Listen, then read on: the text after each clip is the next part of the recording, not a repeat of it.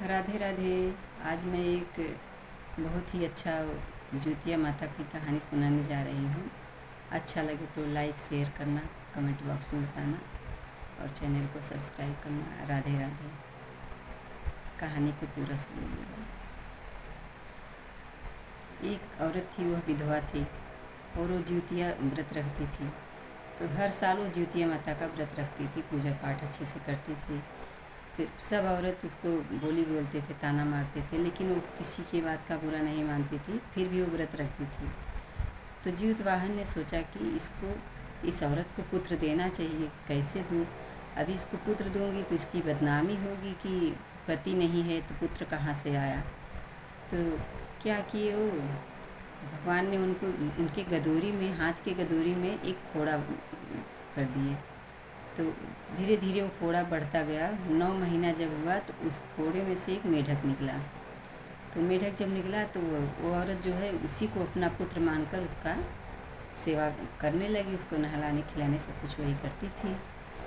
तब फिर जब ज्योतिया का व्रत आया तो सोची कि अब तो इस बार, वैसे तो मैं ऐसे ही पूजा कर लेती थी, लेकिन इस बार मुझे बेटा मिला है तो मुझे अच्छे से पूजा करना है, सब बनाना है। और मेरे पास उठंगनिया क्या होता है वो बनाना रहता है। तो बोली मेरे पास न आटा है न तेल घी कुछ भी नहीं है, मैं कैसे बनाऊं, सोच रही थी। तब मेढक ने कहा क्या बात है माँ?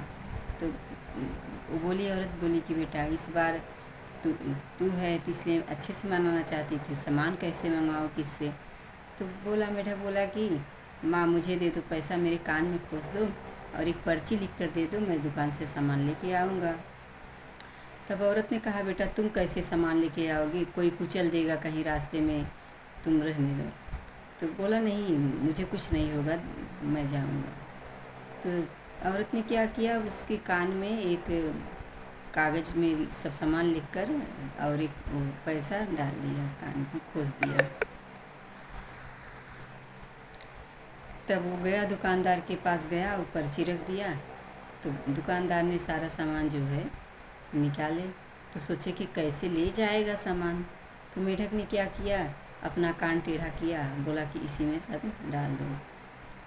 तो वो जो है उसके कान में बहुत सारा तेल आ जाता था। तो तेल ऐसे ही से तेल डलवा कर ले आया।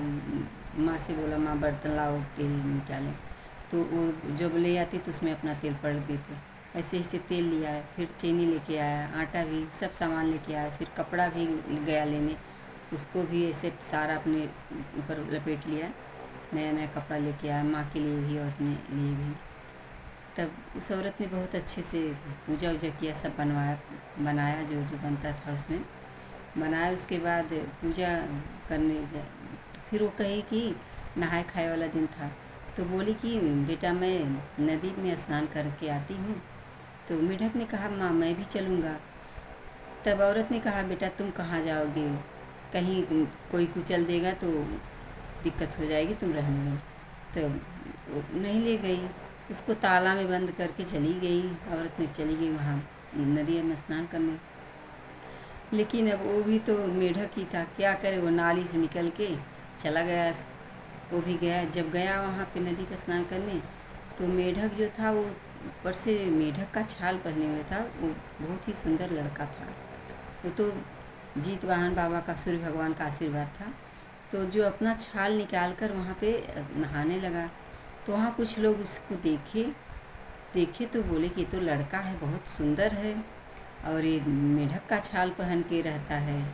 और उसे मालूम था कि इसी बुढ़िया के घर में ये रहता है। तब जब फिर उसके बाद नहाकर मेढक फिर अपना छाल पहन लिया और फिर नाली नाली फिर चला आया अंदर। माँ के आने से पहले वो घर में आ गया। जब आई, औरत ने आई तो बोली कि चलो बेटा तुम्हें भी नहला दूँ। तो उसने अपना सिर हिलाया कि नहीं मैं नहीं नहाऊँगा, मैं नहा लिया हूँ। तब उसके बाद फिर वो अपना पूजा वूजा की। फिर जब जो आदमी वहाँ देखे थे उसके नदी में नहाते हुए देखे थे तो उसके घर आए, बुढ़िया से बोले कि मैं अपनी बेटी का विवाह मेढक के साथ करूँगा। तो बुढ़िया ने कहा कि नहीं ये तो मेढक है, इसके साथ कैसे शादी करोगी? तो बोला नहीं, मैं इसी के साथ करूँगी। तो बुढ़िया बड़ी आश्चर्य में पड़ गई, बोली कि अपनी लड़की की शादी मेरे मेढक के साथ करना चाहते हैं। अब इनको मैं क्या बताऊँ, ये तो एक मेढक है, कैसे वो लड़की इसके साथ रहेगी। तो लोग कहे नहीं, मैं इसी के साथ अपनी बेटी का विवाह करूँगी। तो भी मान गई। फिर अच्छे से बारात वारात गया, मेढक की शादी हुई, दुल्हन आई तो यहाँ पर जो सब कुछ होता है, कार्यक्रम रस्म सब हुआ। फिर अपना रात हुआ, दोनों लोग सोने गए। जब गए सोने तो अंदर वो अपना मेढक वाला छाल निकाल कर अपने रूप में आ गए और कहते इसी तरह से रोज़ चलता रहा। तो एक दिन बुढ़िया ने कहा कि अपनी बहू से कहा, बहू क्या करूं, तुम्हारे पिताजी नहीं माने और मेढक के साथ शादी करवा दिए, तुम बहुत दुखी हो ना। तब वो कही, दुल्हन ने कहा नहीं माँ जी, वो मेढक नहीं, वो तो बहुत ही सुंदर लड़के हैं। तब उसने बुढ़िया ने कहा नहीं, वो तो मेढक है। कहे नहीं, देखना चाहती हूँ माँ। कहे हाँ, मैं भी देखना चाहती हूँ।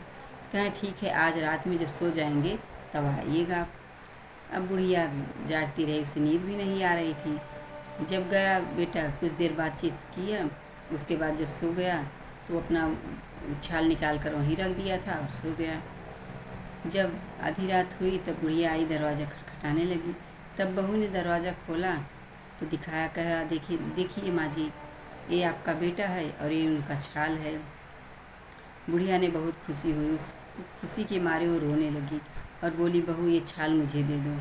बुढ़िया ने छाल ले लिया और बाहर ले जाकर उसको आग जलाकर उसमें जला दिया और सारी रात उसे दरवाजे के पास खड़ी रही। जब सुबह हुआ तो बेटा अपना छाल ढूंढने लगा, मेरी छाल कहाँ है, मेरी छाल कहाँ है। तब माँ ने आवाज़ दिया बाहर से, बेटा छाल यहाँ है, अब आ जाओ, अपना असली रूप मुझे दिखा दो, बहुत हो गया। तब बेटा ने बाहर आया, माँ ने गले से लगा लिया और बहुत खुश हुई। तब बेटा ने बोला कि माँ, मैं जीतवाहन का आशीर्वाद सूर्यपुत्र हूँ, मुझे सूर्यपुत्र ने आपके पास भेजा था और छुप के रहने के लिए कहा था, इसलिए कि आपकी बदनामी होगी। लेकिन अब जब मैं सामने आ गया हूँ तो आप सबको जितना भी हो सके सबको बताइए कि जीतवाहन का व्रत करें, ज्योतिया माता का व्रत रखें। बोलो ज्योतिया माता की जय, जीतवाहन बाबा की जय। राधे राधे।